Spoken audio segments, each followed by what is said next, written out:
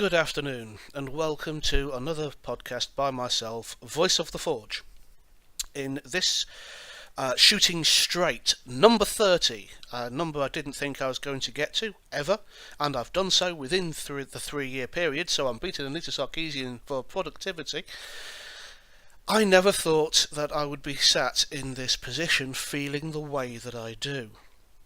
Now, those who know me and who have seen other videos on this channel will have no doubt as to the way in which my political beliefs ran prior to the Brexit vote.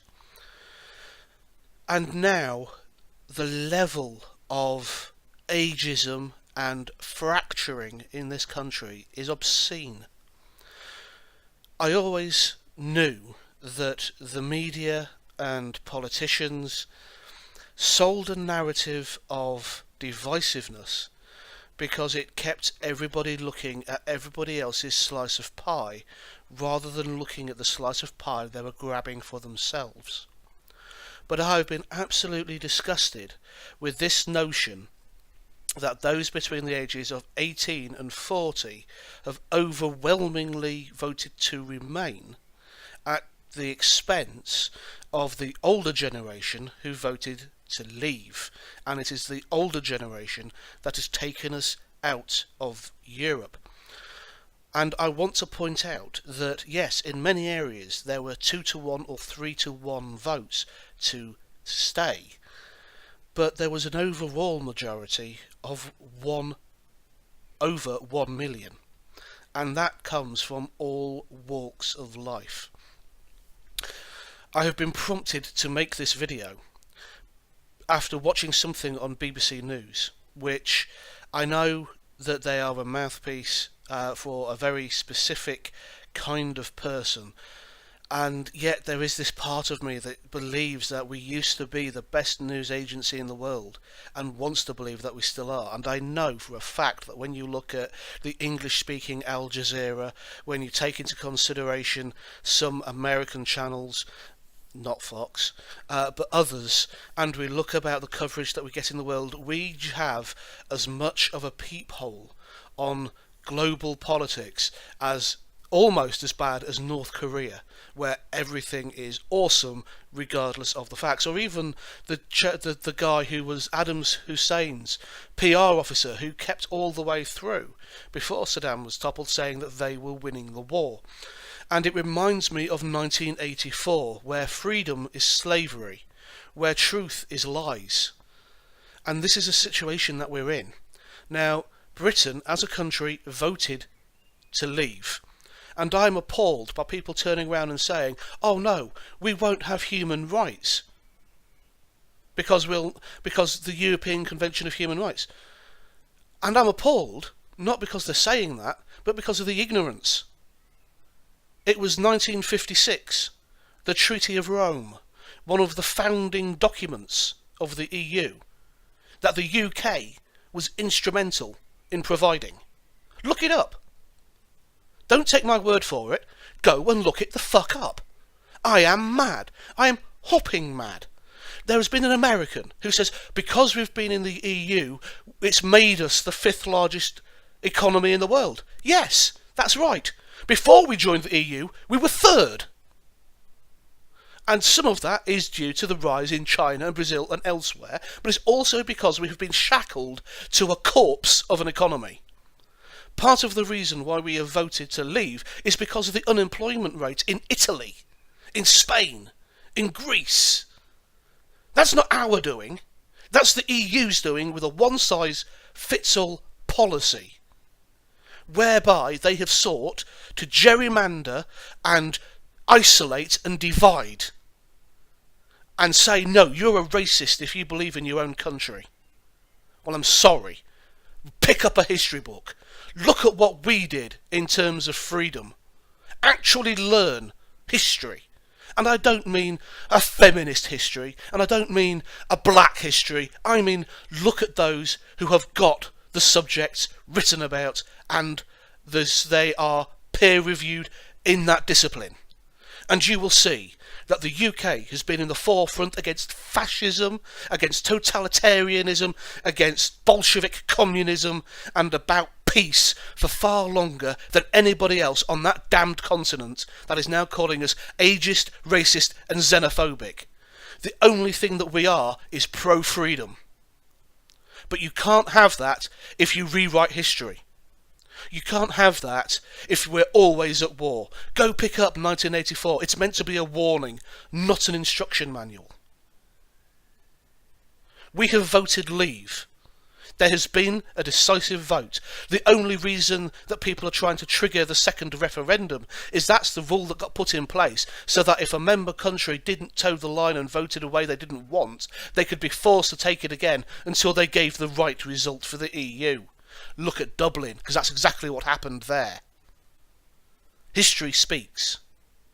History tells us of the mistakes we've made in the past. I shouldn't be sat in my flat fearing to go outside because of the politics that I hold. Now, unless I go out there and I scream from the rooftops, nobody will know. But there are people out there that do know me and do know my politics.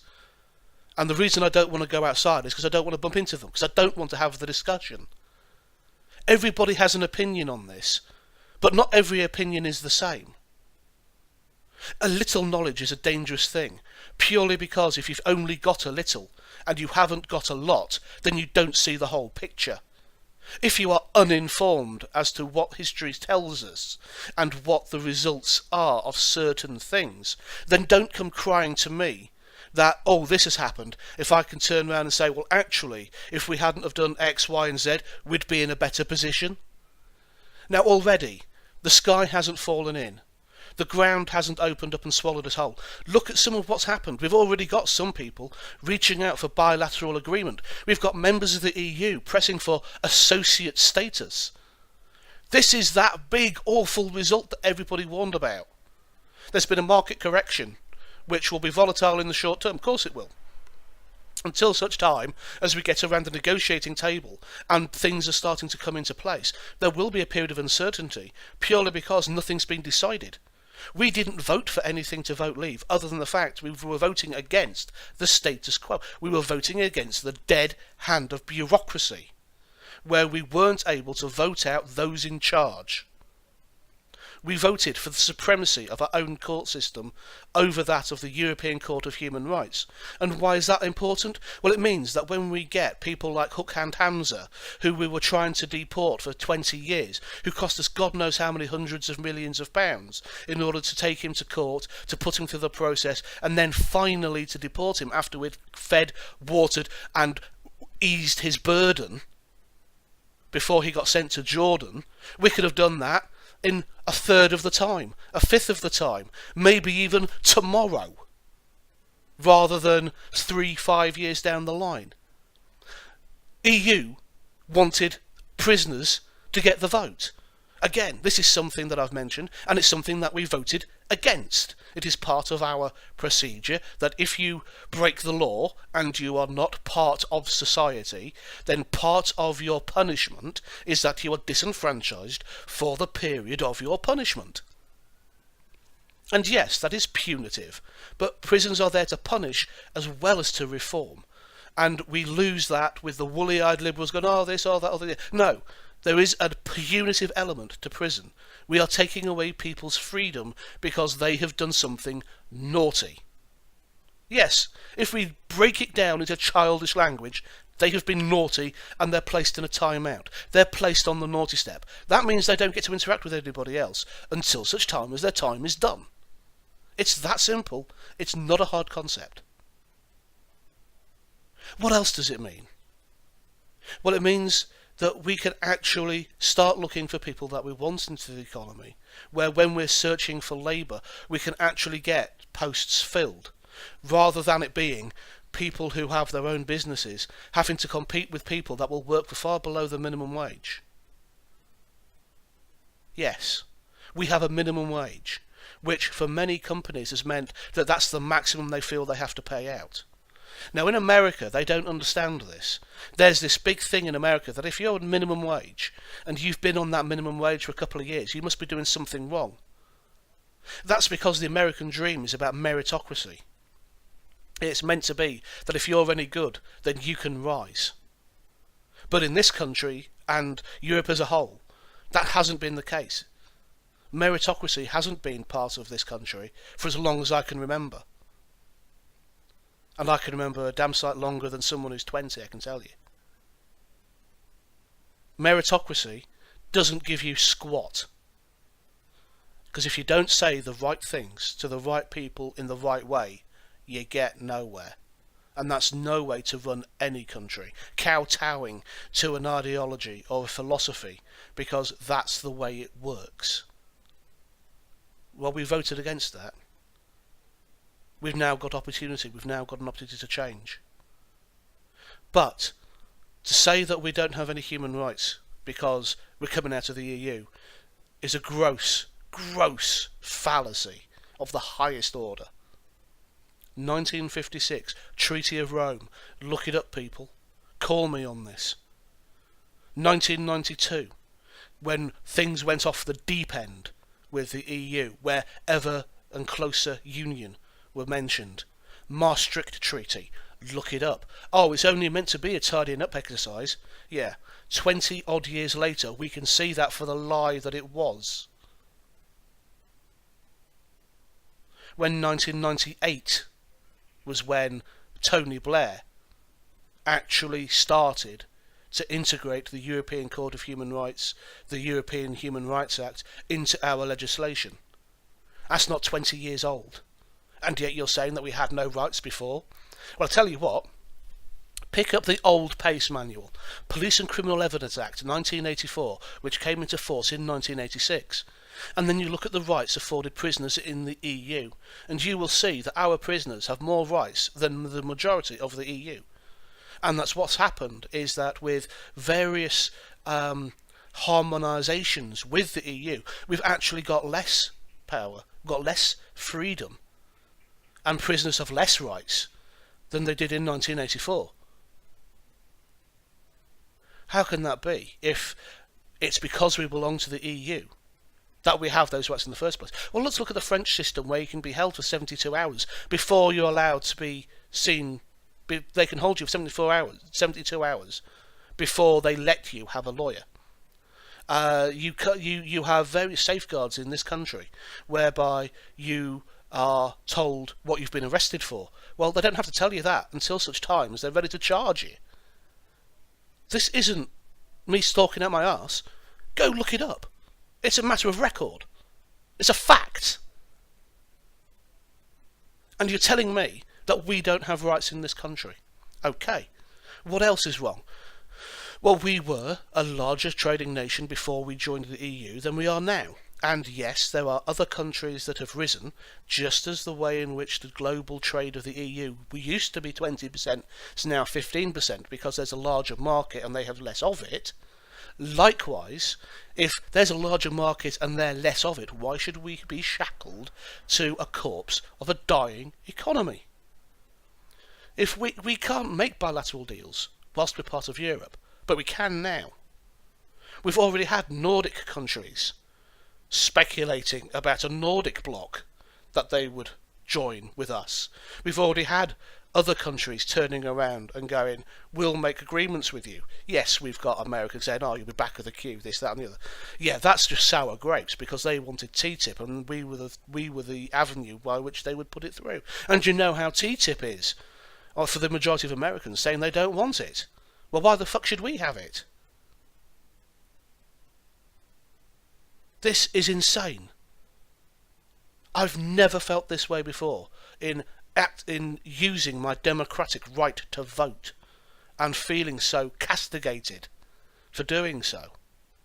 Where I don't want to talk to people. Where I don't know. I don't want the discussions. I will quite happily have them where there's a monitor in the way. But right now I can't deal with them face to face because people get upset. People get angry. They don't measure their words.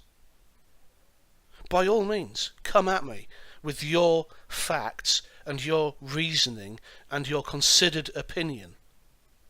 But if you're going to do that and you're going to make a video in response to this, or you're going to reply to me and we have a live stream or whatever, then please take a deep breath, just like I have, and actually think about what it is that you want to say. Look up what it is that you want to prove. And if you want to disprove the Treaty of Rome in 1956, you better have some good evidence. If you want to disprove the way in which prisoners are treated under Pace in 1984 versus the way they're treated now, you'd better have some good, decent proof for it. And fair warning, I am starting training in law. So my view will be legalistic, it will be nitpicky, just like my view about refugees. Refugee is a protected legal status. It's a legal word. It has a legal definition. So when we talk about refugees, that's talking about something completely different to an asylum seeker or migrant. Because an asylum seeker is someone who wants to be a refugee but hasn't yet met the burden of proof to prove he's a refugee. And I hate the way in which the words are used interchangeably, because it just shows how ignorant the user is. Ignorance of basic language, ignorance of basic facts, ignorance about the way in which, when people use a word, it means something. Like when we've said we will take people from refugee camps. Well, a refugee camp is a camp in a country where people have been legally declared refugees. They're not asylum seekers. So when people say, oh, we'll take 2,000 refugees, they're taking people who have already gone through the system and done things legally. Not people that have crossed the Mediterranean, crossed Greece, Italy, Germany, France, to camp out at the jungle in Calais. They're not asylum seekers, because they've not attempted to become a refugee. They're migrants, pure and simple. And again, this is something that you can call me on if you can find something to refute my facts. Everybody is entitled to their own opinion. Nobody is entitled to their own facts. And some people will see this as salt. Some people will decry this. But I'm not the only one who feels that because of the demographic and the way in which it's portrayed and the way in which it's painted, because we've spoken up against the vast majority of people that we're meant to be a part of, we've all been lumped in together, feels isolated and aggrieved because of the way in which we're painted as some kind of pariah, some kind of traitor, or worse. So I ask you, use your words. Look up what I'm saying. Challenge me if you must, but do so on an intellectual playing field. Because if you don't come armed with intelligence, then I've already won. Because all you've got are feels. And that's feminist ideology. That's in the realms of Christology, of theocracy. And I don't do with feels. I deal with reals. Thank you very much for listening to this rant. It's number 30, and I bid you good day.